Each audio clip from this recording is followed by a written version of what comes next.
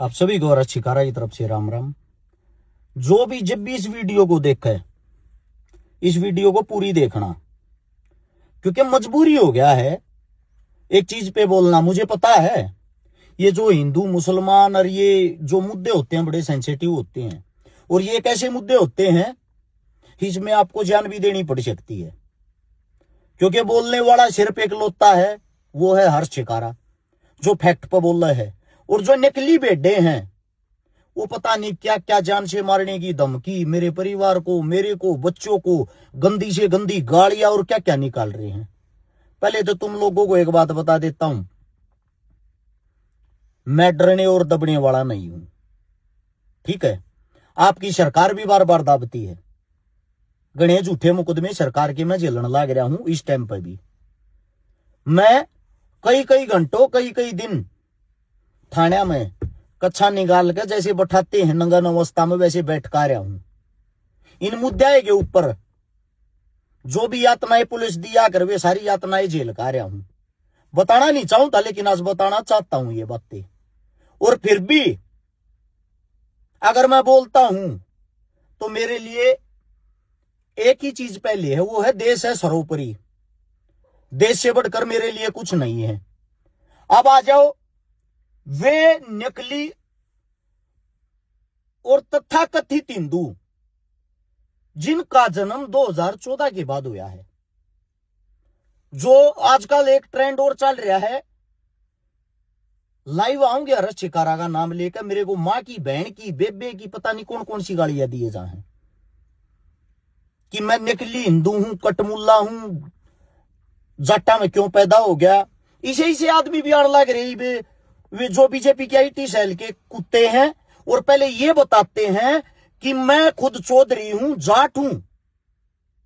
और मैं जिस फैक्ट पर बात कर रहा हूं वो है कटमुल्ला हर्ष शिकारा। पहली बात तो आप लोगों को बता देता हूं भाई, अंधभक्ति इस कदर बढ़ गई है, गौर से सुन लेना। और ये चाहूंगा इस वीडियो को आप लोग सभी जगह शेयर करना। और जितने भी तथाकथित हिंदू हैं उनके लिए एक चैलेंज भी है, तुम्हारी मां ने दूध पिलाया तो एक्सेप्ट करना। पहली बात, मेरे को तो बोले जाओ कोई फर्क नहीं पड़ता। एक हमला हुआ था पहलगांव में, और पहलगांव में नरवाल नाम का एक लड़का था जो कैप्टन था, जो एयरफोर्स में या नेवी में कैप्टन था, नरवाल साहब। उसका वहां पे हमला होता है तो उसकी जो बहन है, उसकी जो पत्नी है, उनके बयान ये होते हैं ये सरकार का फेलियर है, और हमें जो हमारे भाई की शहादत हुई है उसका बदला चाहिए। ये तथाकथित हिंदुओं की बेटों ने, जो कैप्टन था देश के लिए, देश की आर्मी में, उसके परिवार को भी गालियां देनी शुरू कर दी। भारत की बेटी, भारत का गौरव, भारत का मान, कर्नल सोफिया, जब वो युद्ध लड़ रही थी, भारतीय जनता पार्टी के तथाकथित नेताओं ने, MP MLA ने भी अभद्र टिप्पणियां कर्नल सोफिया के ऊपर की, जिसकी 7 पीढ़ियां देश की आर्मी की सेवा कर रही है। अच्छा, अब आप लोगों को बता देता हूं, राकेश टिकैत है किसान नेता, हमारे ताऊ जी, उसको ये नकली हिंदू बोलते हैं। गुरनाम चढ़ूनी जी है लड़ाका किसान नेता, उसको ये नकली हिंदू बोलते हैं। सिख समुदाय जो सबसे पहले देश के लिए कुर्बानी देने के लिए 24 आवर तैयार रहते हैं, उनको ये खालिस्तानी देशद्रोही बोलते हैं। अच्छा, आप सभी को बता देता हूं, इनको भी छोड़ दो सबको। सत्यपाल मलिक जी जो आज हमारे बीच में नहीं है, जो जिस टाइम पुलवामा हमला हुआ J&K के गवर्नर थे उस टाइम पे, उन्होंने खुद ये बताया सरकार का ये सबसे बड़ा फेलियर है, इसकी जिम्मेदार स्वयं सरकार है। उसको इन लोगों ने देशद्रोही बोल दिया। अब जो सवाल है वो यो है इतनी महान महान हस्तियां जो देश के लिए लड़ते हैं, देश के सामाजिक मुद्दे उठाते हैं, देश की अर्थव्यवस्था की बात करते हैं, खेती किसानी, बेरोजगारी, शिक्षा, स्वास्थ्य, इनकी जो बात करता है, अरे वो आदमी देशद्रोही क्यों है? क्या इसका जवाब है? नहीं होगा। आइए विस्तार से समझाता हूं आज आप लोगों को इसकी कहानी क्या है। भारतीय जनता पार्टी ने हर एक शहर के अंदर अपने कई कई करोड़ रुपए लाके ऑफिस खोल दिए। उस ऑफिस के अंदर 24 घंटे भारतीय जनता पार्टी की आईटी सेल बैठती है।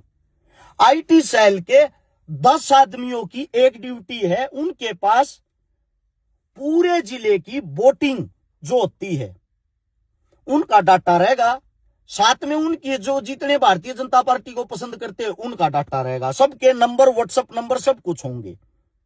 जब भी कोई आदमी सरकार से सवाल जवाब करेगा, सरकार के खिलाफ आवाज उठावेगा, उस चीज को आईटी सेल उससे टाइम कैप्चर कर लेगी। अब हमारे जैसों के ऊपर कोई पद पावर तो है नहीं। हमारे जैसे अगर बोलते हैं तो उन पर वे मुकदमा दर्ज करावे हैं। पहला तो मेरे पर करवा रखा भाई, परसों भी थाने में 7 घंटे बैठ के आया हूं, परले दिन भी थाने में 7 घंटे बैठ के आया हूं, लेकिन कुछ चीजें गुप्त रखते हैं, हम बताते नहीं किस मुद्दे पे। अच्छा, अब बात क्या होती है, सबसे बड़ी चीज ये है, ये मुकदमा दर्ज करावे हैं। अगर कोई इनकी पहुंच से बाहर है, विपक्ष का एमएलए एमपी है या कोई ताकतवर आदमी है, उसके खिलाफ फिर लगा देते हैं ये अपनी आईटी सेल को कि इसने बुरे तरीके से धो दो, इसने देशद्रोही साबित कर दो। ये आदमी साबित कर दे हैं उसने देशद्रोही। अब बात चली थी कहां से? धीरेन्द्र शास्त्री से। यो 25-27 साल का ये जो लड़का है, ये जो पाखंडवाद खिंडा रहा है, इस चीज ने लेकर यह बात चली थी कि पाखंडवाद से देश का विकास नहीं हो सकता। बात कही थी हमने ये। अब बात यह आती है कि आप बीच में टांग क्यों अड़ाओ हो? हिंदू राष्ट्र बनना चाहिए कि नहीं? पहली बात, 1947 से पहले से ही हमारे देश का नाम हिंदुस्तान रहा है। अगर हम उस देश के नाम को हिंदुस्तान बोलते हैं, जब भी हमारे को देशद्रोही बताते हैं, न्यू कहें ना, देश का नाम है भारत। क्यों? भारतीय जो जनता पार्टी हो नया जुमला लेकर आई है कि भारत। इबुन भारत का दिन क्या कहूं ना, तो बस भारत कहनी है, बाकी सब नाम इंडिया हो गया, आर्यवर्त हो गया, हिंदुस्तान हो गया, ये सारे नाम फर्जी हो गए। इसका मतलब भाई आप अपनी तहजीब, आप अपने तरीके होते हैं बोलने के, नाम तो हमारे देश के ही हैं ये। अब हिंदुस्तान जो देश का नाम था वो भी इनको हजम नहीं हुआ। बात कर रहे हैं हिंदू राष्ट्र बनाने की, अरे हिंदुस्तान नाम तभी तो होगा कि हमारी संख्या यहां ज्यादा थी, ज्यादा है, ज्यादा रहेगी। अब इससे अगली बात आ गई। अगली बात पर हम बात करते हैं मंदिर मस्जिद।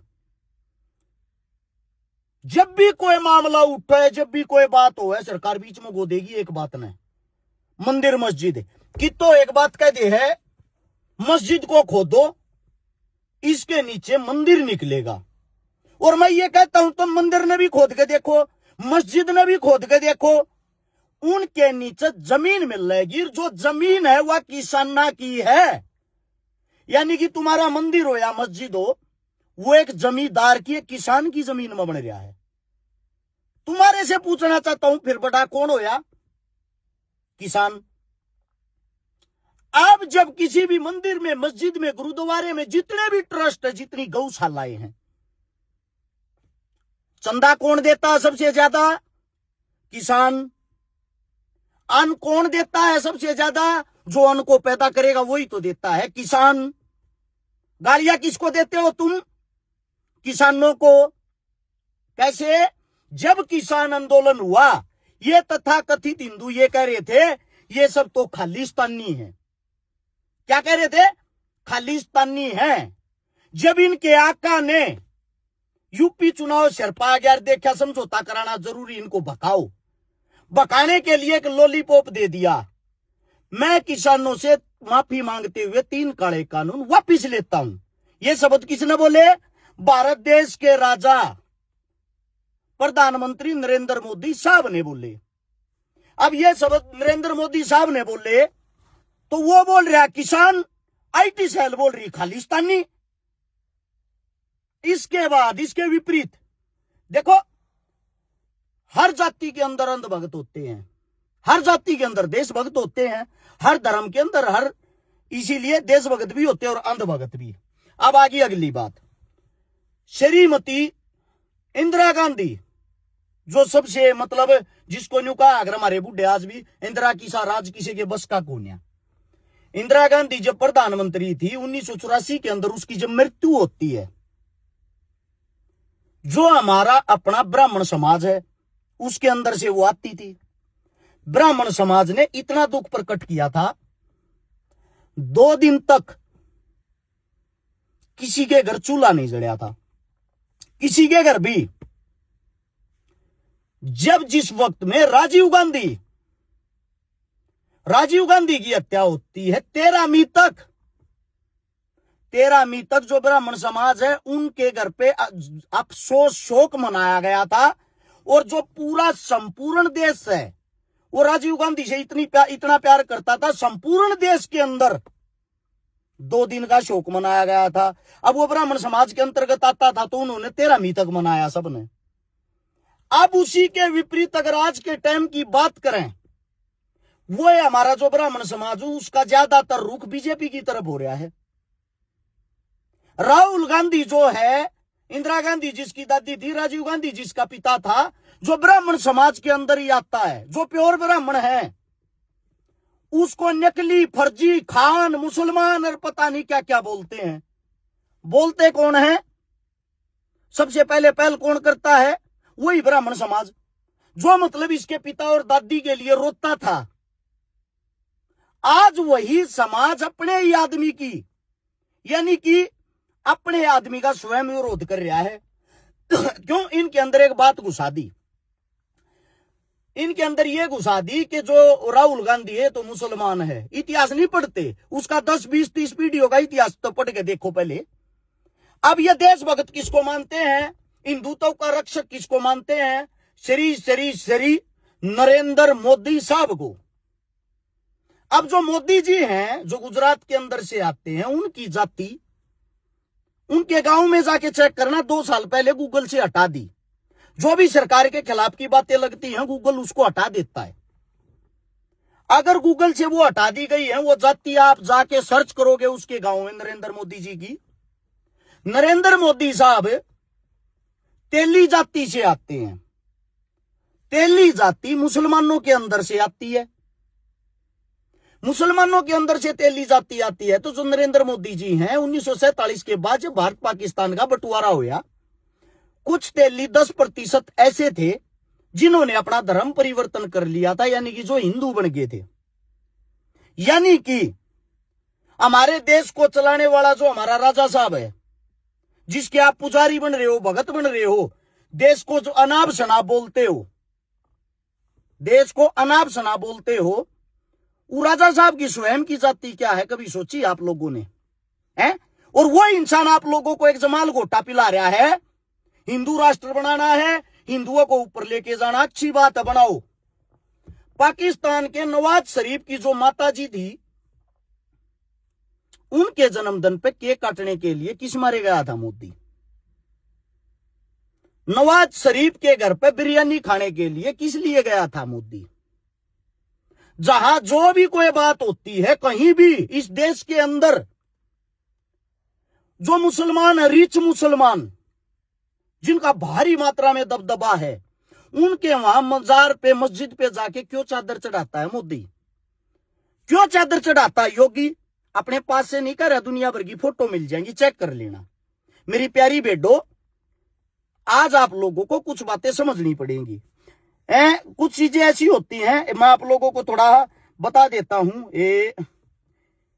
यो अपना जो एक बारी अफगानिस्तान के अंदर जो तालिबानी है, वहां पे उनकी हालत बुरी हुई थी, और उनकी जब बुरी हालत हुई उस टाइम पर सभी संपूर्ण देश ने दुख मनाया था कि भाई गलत किसी के साथ भी होता नाजायज है।